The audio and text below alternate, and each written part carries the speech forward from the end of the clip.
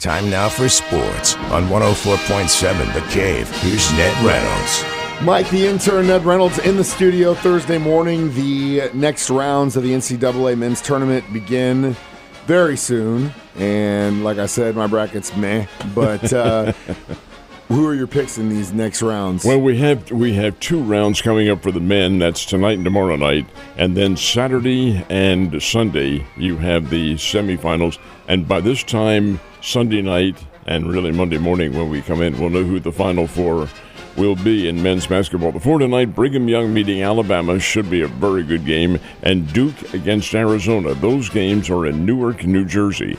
Then the other half of the bracket, it's Maryland meeting Florida and Arkansas meeting Texas Tech. And that Arkansas-Texas Tech game, folks, starts around 10 o'clock tonight, and they'll be out in San Francisco. Now, will it have any viewers? Of course, it's the Razorbacks who are playing. The games tomorrow night will be in Atlanta and in Indianapolis, but then they'll all get together, and the Final Four will be known on Sunday night. The ladies' Final Four won't be known until Monday. That's the way they have it scheduled for TV. It's a lot of fun, and it's been an exciting season. I guess we're all rooting for Arkansas, maybe? Is that yeah, from a hometown standpoint, yeah, sure. Or at least a geographical standpoint. Forbes 400 has rated the wealthiest teams in Major League Baseball, and let me guess, one's in L.A. and one's in New York. Very good guesses. The Yankees and the Dodgers are 1 and 2. The others are this is the top four. The Boston Red Sox and the Chicago Cubs. Actually, the first 10. I don't want to toot my own horn, but I would have given you those four. I literally, when I read that question, first is obviously New York and L.A., but I go, okay, probably the Cubs, probably the Red Sox. And that's why. Yeah. There is a reason why. Well, number one, they're very valuable franchises. Number one, the Yankees are tops. They are worth $8.2 billion.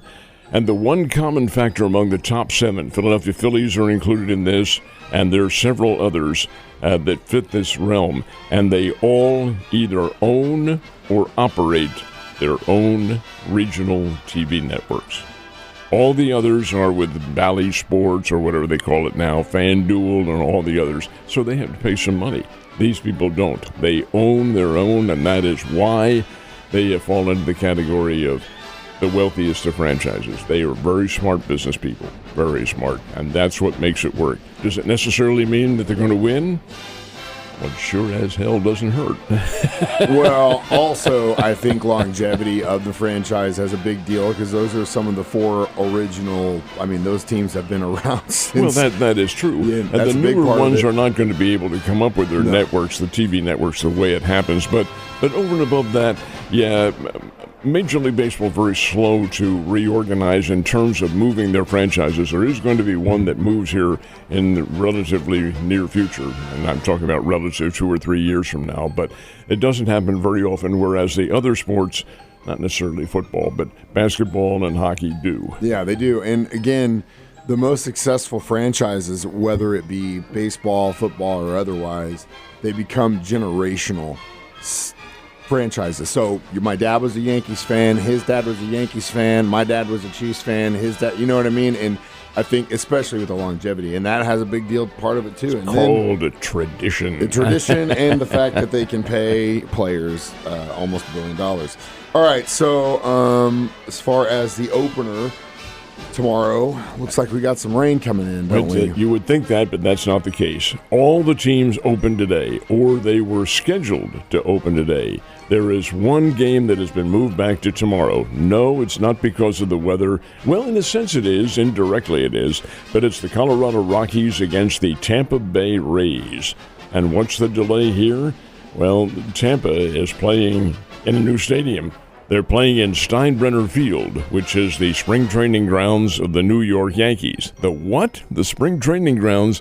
You have to remember that Tampa went through a hurricane back in September, late September, early October, and the roof was ripped off the Tropicana Field where the Tampa Bay Rays played. It has not been repaired.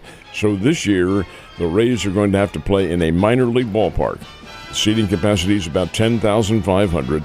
but they have to put, they being Major League Baseball, have to put all the amenities, the Wi-Fi's and the TV cameras and all that in place. It's taking them a little bit extra time to do this. It's going to be interesting to see how this fits. But Mike, I made reference just a second ago to a team moving. I think that's going to be the next team that moves, the Tampa Bay Rays. They had a deal in the works in Tampa before this hurricane even happened to build a new stadium. They pulled out of that deal. I think Tampa Bay is on the move within the next 2 years. Yeah, I think that's pretty realistic. And also it's realistic for the owners to look at the weather situation and say, you guys really want to be around here every couple of years? We got to rebuild this damn stadium. The Bears baseball team have had a hell of a start, especially after they beat number 2 Arkansas. It looks like that upward trajectory has continued. We certainly hope so. The Bears are a good team. They have a lot of power, don't have a whole lot of pitching, but the pitching that you saw against the Arkansas Razorbacks, and the Bears won that game 14-13. Arkansas is number 2 in America. This will be the next series of games following that, and the Bears will throw their frontline pitchers here because this is a conference series. And it begins tomorrow night at Hammons Field. The Springfield Cardinals will be there a week from today, but in terms of the next series coming up, it's tomorrow night, Saturday afternoon, and Sunday afternoon, and Belmont from Nashville, Tennessee will be here to play conference series. The Bears are hoping to ride the momentum from a big comeback victory over Arkansas. And can they do it? Well, from a power standpoint, they can. They've got the long ball hitters and solid singles hitters on this ball club to score a lot of runs. Can they stop the other team? About to find that out. Get on out there and watch it tomorrow night.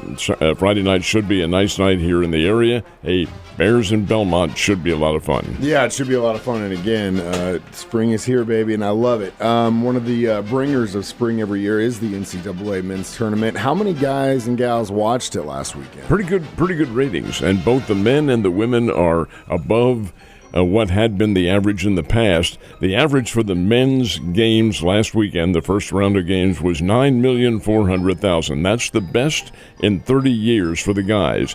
Now, the ladies' basketball rankings were down just slightly. They're still up from past years, but they were down from last year, and that's because the Caitlin Clark effect was not there. She's playing pro now, but they're still very pleasing. Averaged over 600,000 viewers per game. The biggest of the games was Connecticut against Arkansas State, and that drew over 1 million viewers. I don't know how long they stayed around because Connecticut won the game 103-34, and that's not exactly a captivating game. But Connecticut, Gina Oriema's team, has a lot of loyal viewers, one of whom is your reporter here. I really like the way they play and the type of basketball they play, and they continue this weekend as well out in Spokane, Washington. With everything going on, baseball returning, regular season starting tomorrow, today, also the NCAA tournament. It's crazy to think that there's also some room for football. That there is. And I might add, locally, the Missouri State Bears will have a couple, not just one, but a couple of controlled scrimmages to which the public is invited. And they are coming up. One's this weekend, one is next weekend. But there is pro football. The United Football League opens its season tomorrow night, and actually all-encompassing this weekend. The game on Friday night is down in Houston. That's the Houston Roughnecks against the St. Louis Battlehawks. That'll be the game on Friday night. It is, of course, nationally televised. Then there's one more game late Saturday afternoon, and then 2 games on Sunday. And the one Sunday, Michigan at Memphis and Birmingham at D.C. and Washington. This is the United Football League. They're looking at expanding. I really think that may be a little premature because I'm interested to see now in their second year how they do from an attendance standpoint and from a TV rating standpoint. You have to understand, TV ratings are the real key to what you do. It isn't so much the cash gate at the stadium, although that helps. But it's more your TV ratings because you can sell the advertising that way. Yep, and that's what it's all about. The greenback, my man. Have a great Thursday, Ned, and I'll see you tomorrow.